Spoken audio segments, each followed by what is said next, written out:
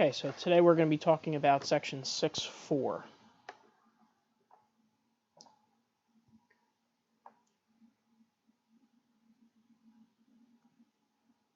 Section 6.4 is called inverse trig functions.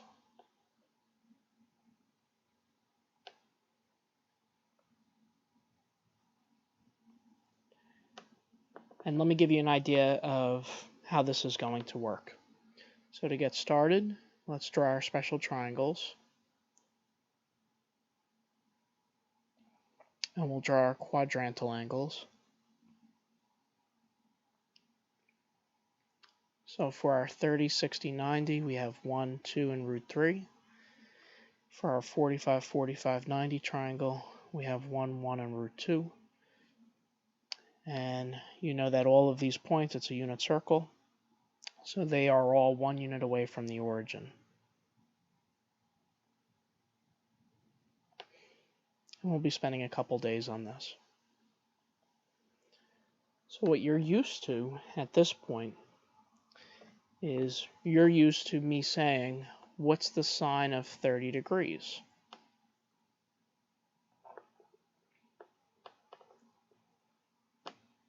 Well, the sine of 30 degrees, if you look at your triangle, the sine of 30 would be opposite over hypotenuse. That's what you're used to. What we're going to do this time is we're going to say the sine of what angle is equal to 1/2. Or another way to write this is the inverse sine of 1/2 is equal to theta. These are both saying the same thing.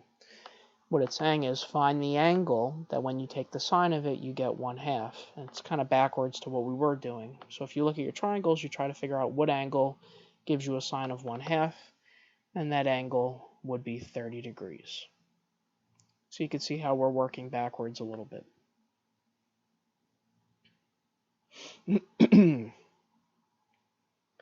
So there's something else I wanted to talk about.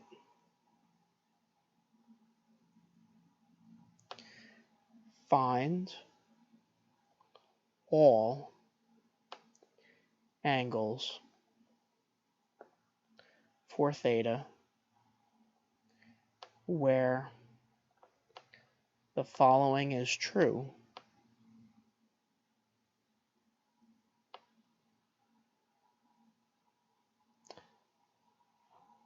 from 0 degrees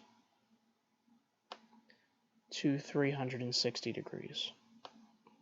So this is going to be a little bit different for us. I wouldn't say it's hard, but it's a little bit different. Let me show you an example. First example is find theta. That gives you an inverse sine of 1/2. Now we just saw a problem like that. What angle would give you a sine of 1/2? Well, look at your triangles. And sine of 30 degrees would give us 1/2. And that's totally correct. So 30 degrees would be one of the answers for this. But there's also another angle. What angle, when you take the opposite and the hypotenuse, here's all of our reference angles, would you get a positive 1/2? Well, right here, what if I put 1 and 2 there? If I drew the opposite and hypotenuse here, we would get negative 1/2, so that would not be one of the answers. If I put an opposite side here, this would be negative 1/2. That would not work. But if I take that angle, and that angle has a reference angle of 30 degrees, we would also get a sine of 1/2. Now that angle is 180 minus 30, which is 150 degrees. The answer for something like this would be 30 degrees and 150. There's an easy way to remember how to get your second triangle. A lot of these problems have 2 answers. And the acronym is all students take calculus. This tells you the quadrants where the trig functions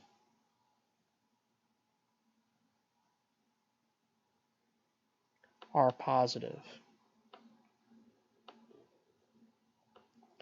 So in the first quadrant, we could draw any of our angles, and all of the trig functions would be positive there. In the second quadrant, just sine and the reciprocal would be positive there. In this third quadrant, tangent and cotangent would be positive. And in this last quadrant, cosine and secant would be positive.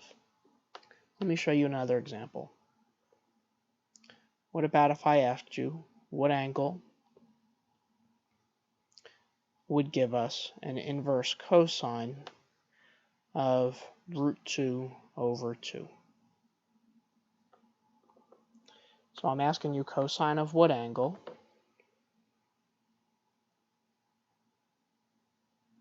is equal to root 2 over 2. It's the same thing. I'm asking you the same thing two different ways. Well, let's look at our triangles. Cosine of 30 is root 3 over 2. Cosine of 60 is 1 over 2. But cosine of 45 is 1 over root 2, which at this point you should know is root 2 over 2. So 45 degrees definitely gives us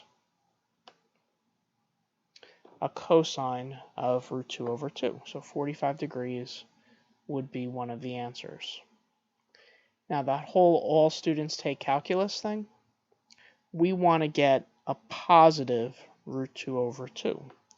So besides the first quadrant, what other quadrant is cosine positive in? The fourth quadrant.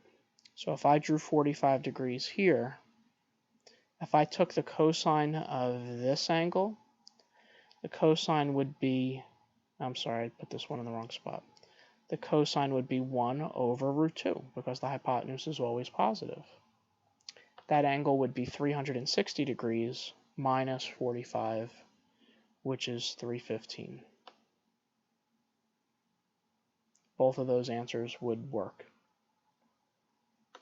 All right, let's keep going here. What if I asked you to find the tangent of an angle that gives us root 3 over 3? Or that's the same thing as 1 over root 3 that we have to rationalize. So let's look at our special triangles and figure out what angle gives us a tangent of 1 over root 3. Well, I see root 3 here, and I see 1 right here. So the tangent of 30 would be 1 over root 3. So 30 degrees is one of the answers.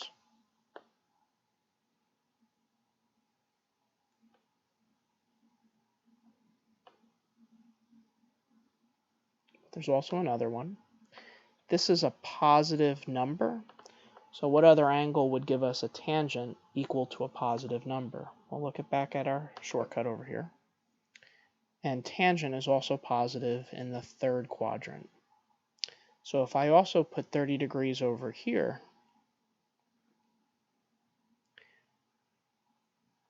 tangent would be negative 1 over negative root 3, which is still 1 over root 3.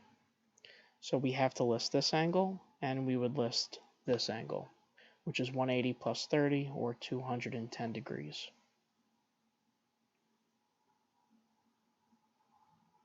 Let's keep going. What about if I asked you cosine of what angle gives us a negative 1/2? Now cosine is going to be negative here. Okay, well, cosine, looking at our triangles, of 60 gives us 1/2. So 60 degrees gives us 1/2, but that's not what I'm asking you. I'm asking you for a negative 1/2. So all students take calculus.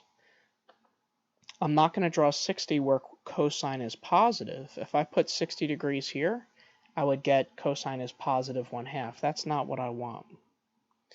If I put 60 degrees right here, again, that would give us a positive cosine.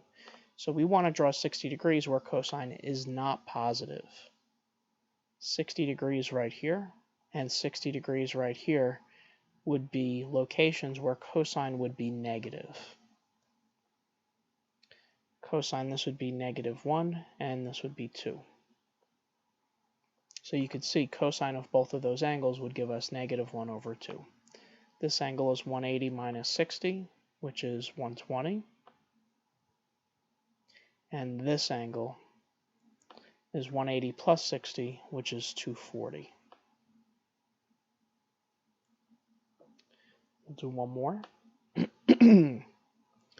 What about if I asked you what angle gives us a cosecant of negative, let's say, cosecant of, yeah, let's make it -2.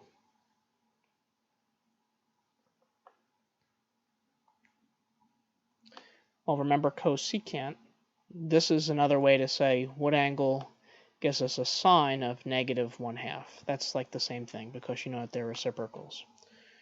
Well, thinking about our triangles, 1, 2, and √3 comes from a 30, 60, 90 triangle. So the sine of 30 degrees would be 1/2. Or the cosecant of 30 would be 2/1. But because we want a negative angle, a negative value, we're not going to draw 30 degrees here or over here. We would do that if sine was supposed to equal a positive 1/2 or cosecant was supposed to equal a positive 2. But because cosecant is supposed to be negative, we're going to draw where the triangle where cosecant's negative. This angle is 180 plus 30, and this angle is 360 minus 30.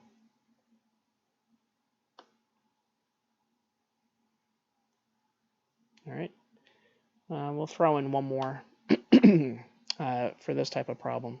What if I asked you when is sine 0 degrees? Well, you can't look at your special triangles because you don't get 0 there, but looking at the quadrantal angles, we know that sine of theta is the y value, cosine of theta is the x value. So when is the y value 0? Right there and right there. 0 degrees and 180 degrees.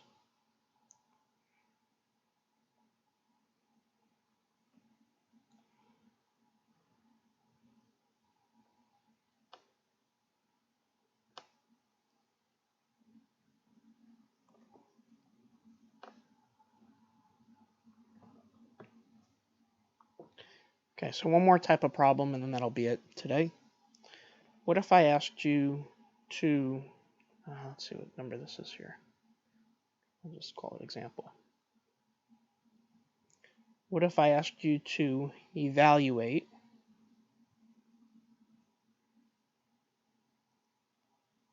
the cosine of the inverse sine of 1/2 equals x? Kind of like what we did before, you have to figure out what angle gives us a sine of 1/2. Well, 1/2 is going to come from our 30, 60, 90 triangle. And the inverse sine of 1/2, well, 30 degrees would work here. So this would be 30 degrees. If I asked you this 5 minutes ago, you would tell me the answer is 30 degrees. Now, whenever I ask you to evaluate, you don't need to come up with the other answer. It's just the one from the special triangles or quadrantal. So the inverse sine of 1/2 is 30.